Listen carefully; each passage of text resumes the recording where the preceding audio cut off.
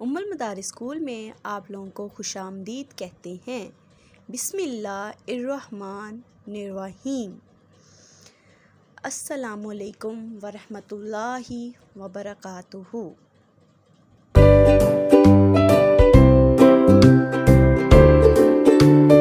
जी तो हम अपना लेसन स्टार्ट करते हैं। आज हमने आसान कायदे का पेज नंबर 15 की रीडिंग करनी है। जैसा कि बच्चों आप लोगों को पता है कल हमने यहाँ तक रीडिंग कर ली थी, तो आज हमने यहाँ से लेके यहाँ तक रीडिंग करनी है। ठीक है, तो यहाँ पे डेट लगा लें। आज की डेट है 18 मई।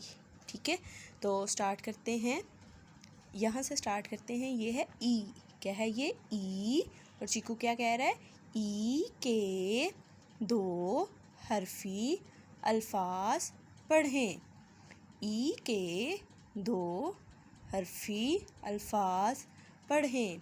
ओके, द ई दी, द ई दी, र ई री, र ई री, ड़ ई ड़ी, ड़ ई ड़ी, ज़ ई ज़ी, ज़ ई ज़ी, ज़ ई ज़ी, स ई सी, स ई सी, स ई सी, फ ई फ़ी, फ ई फ़ी, फ ई फ़ी।